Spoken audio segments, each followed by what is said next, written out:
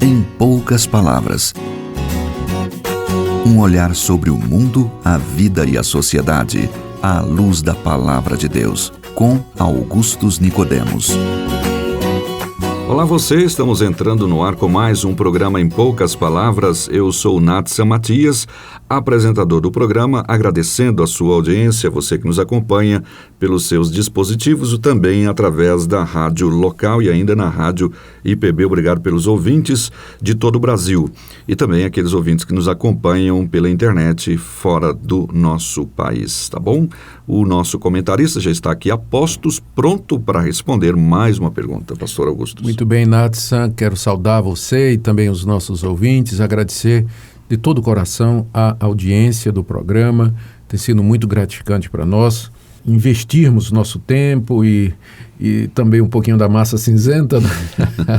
para tentar responder as perguntas dos nossos leitores e outros temas, né, que são de interesse para todo mundo. E a nossa recompensa, de fato, é a audiência, as pessoas que nos escrevem e nos dizendo de que maneira elas têm sido abençoadas. Muito obrigado pela sua audiência. É engraçado, até que a gente tem recebido o contato de pessoas dizendo, olha, eu sou novo convertido e eu tenho crescido e tendo sanado algumas dúvidas, né? A gente tem recebido, isso tem ficado muito jóia. Isso deixa a gente feliz.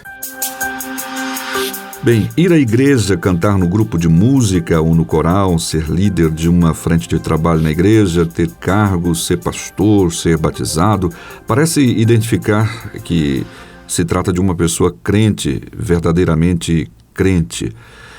Mas estas evidências externas são suficientes para identificar uma verdadeira conversão? Esse é o tema do programa de hoje.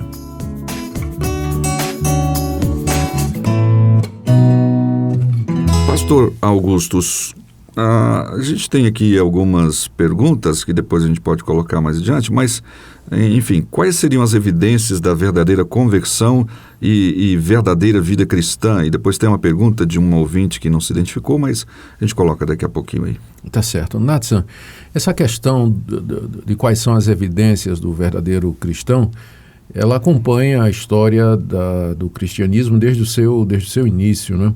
Porque sempre houve pessoas que entraram nas igrejas cristãs, ouviram a mensagem pregada pelos discípulos de Cristo e pareciam simpáticas e aceitar essa mensagem, os requerimentos do cristianismo, e permaneceram nas igrejas, e algumas delas depois saíram, e outras que ficaram causaram muitos problemas, né? Levantando então a questão, o que identificaria uma pessoa realmente convertida? Porque a Bíblia fala a respeito do novo nascimento, que é uma mudança que Deus faz na nossa natureza pela fé em Cristo Jesus, em que Deus implanta um novo princípio. E não é que nós paramos de ser pecadores, nós continuamos pecadores com a nossa velha natureza dentro de nós, mas Deus implanta um novo princípio de vida, a vida de Cristo, a vida do Cristo exaltado.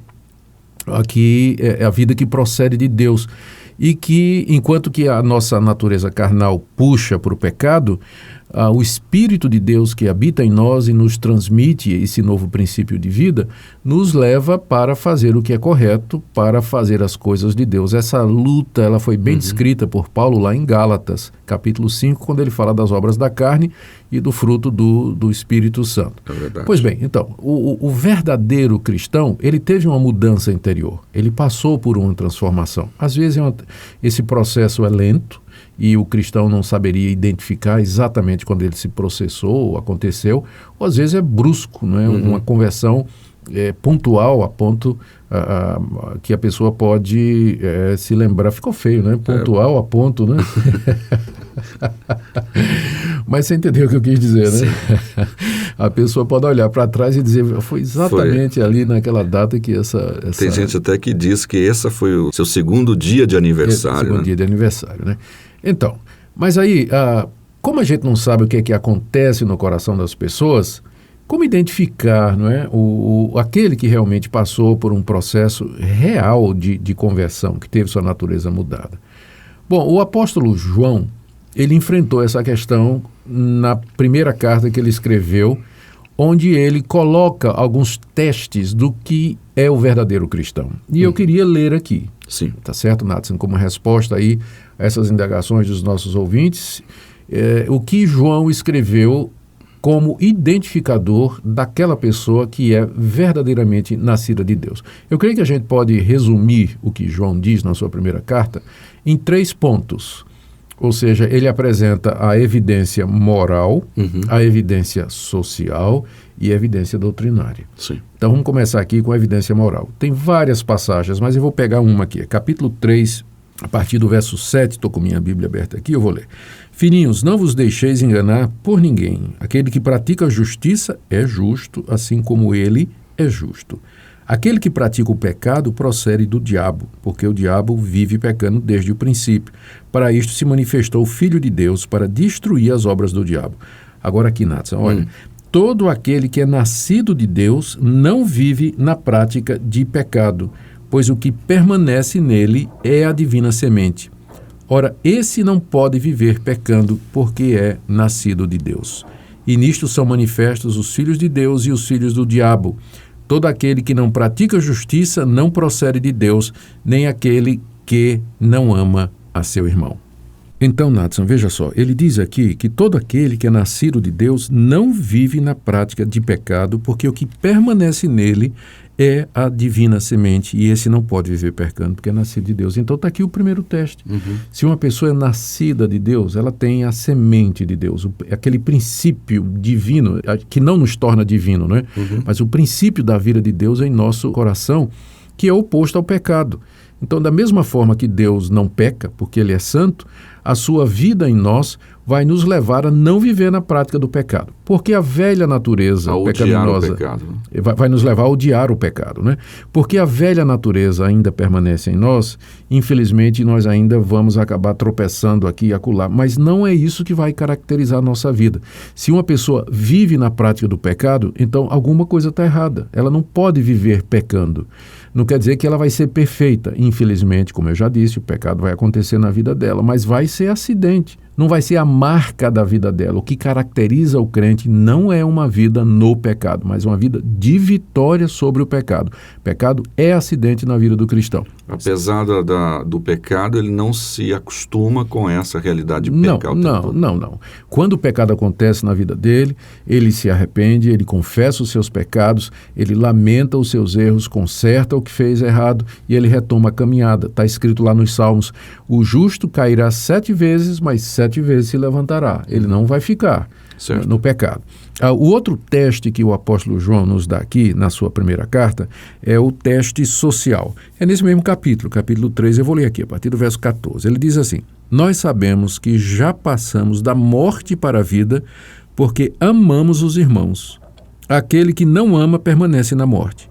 Todo aquele que odeia seu irmão é assassino. Ora, e vós sabeis que todo assassino não tem a vida eterna permanente em si. Nisso conhecemos o amor, que Cristo deu sua vida por nós e devemos dar nossa vida pelos irmãos. Essa é a segunda prova que João apresenta na carta da verdadeira conversão, que é o amor aos irmãos, a ponto de João dizer assim que a gente sabe que passou da morte para a vida, ou seja, a gente sabe que nasceu de novo, que é convertido, que foi perdoado por Deus, que foi aceito por Deus, que temos a vida eterna. Como é que a gente sabe isso? Porque a gente ama os irmãos. Esse amor aos irmãos não é um sentimento de felicidade, de bem-estar perto de quem é crente. Mas João coloca como paradigma o amor de Cristo. Cristo deu sua vida por nós e nós devemos dar a nossa vida pelos irmãos. Ou seja, o amor que mostra realmente uma conversão é o amor, é o sacrifício que a pessoa faz exatamente em favor de outros. Significa renunciar em favor dos outros, ajudar os irmãos necessitados, prover as necessidades dos desvalidos, acolher aqueles irmãos que estão precisando de ajuda. Enfim, são demonstrações práticas no dia a dia de amor. É o amor que se preocupa, é o amor que cuida, não é o amor que corinho, né, de canções, de hinos, apenas, né, que a gente canta na igreja, mas é o amor prático no dia a dia, né, de alguém que nega-se a si mesmo para poder ajudar. É o amor que evidencia essa salvação, mas não é o amor que, digamos assim, eu faço para ser salvo, eu Claro. faço porque sou. Não é? Exatamente, é o resultado, né?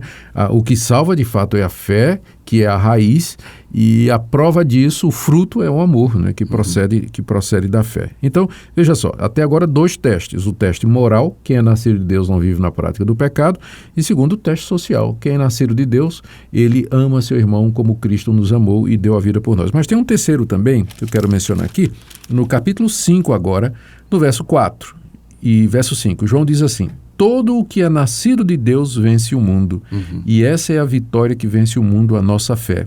E quem é que vence o mundo, senão aquele que crê ser Jesus, o Filho de Deus? Sim. Ou seja, aqui você tem uma evidência doutrinária. Quem é que vence o mundo? É aquele que crê que Jesus Cristo é o Filho de Deus. Você tem então a terceira evidência.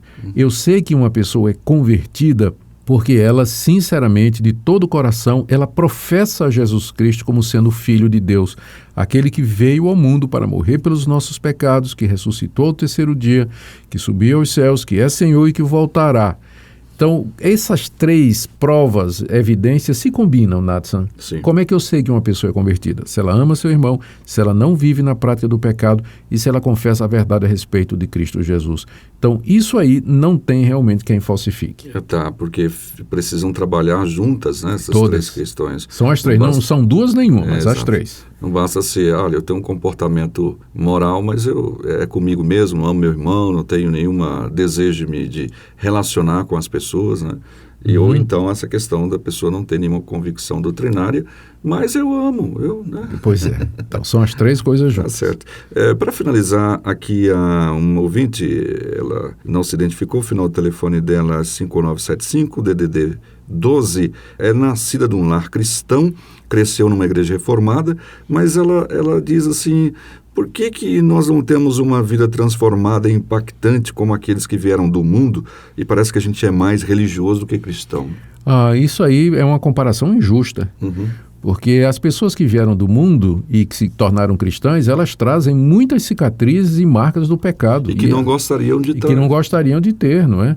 Então, quem teve o privilégio de nascer num lar cristão e cresceu ali dentro da vida cristã, sob a orientação dos pais, sob o abrigo e carinho da igreja, cuidados pastorais, é um privilegiado, né?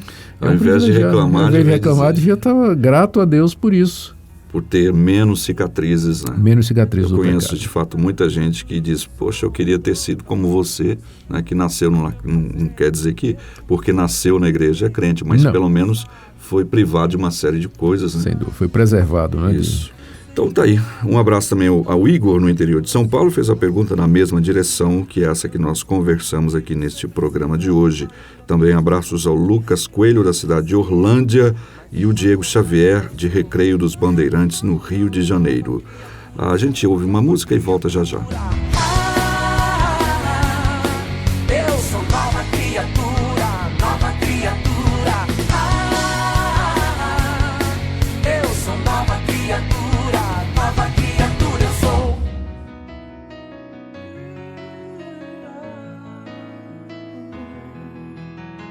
A minha vida é tua vida, tudo que sou é totalmente teu, Senhor. O meu presente, o meu futuro te entreguei, e o meu passado afoguei no mar do esquecimento do Senhor. Nova criatura sou, nova criatura. Eu não sou tudo que você precisa, ainda não sou tudo aquilo que eu queria ser, mas uma coisa eu sou, não abro mão não. Nova criatura sou, nova criatura. Pois bem, chegamos ao final de mais uma edição do programa Em Poucas Palavras. Obrigado sempre pela sua audiência. Pastor Augustus. Muito obrigado pela sua audiência, e eu termino aqui com aquela passagem do apóstolo Paulo na segunda carta aos Coríntios: se alguém está em Cristo, é nova criatura. As coisas velhas passaram, eis que tudo se fez novo. Amém. Até o próximo programa, se Deus quiser. Em poucas palavras. Um olhar sobre o mundo, a vida e a sociedade, à luz da Palavra de Deus. Apresentação: Natsan Matias. Comentário: Augustus Nicodemos. Um programa da Primeira Igreja Presbiteriana de Goiânia, Rua 68, esquina com 71 Centro. Visite o nosso site www.pipg.org. Apoio Seminário Presbiteriano Brasil Central, Goiânia.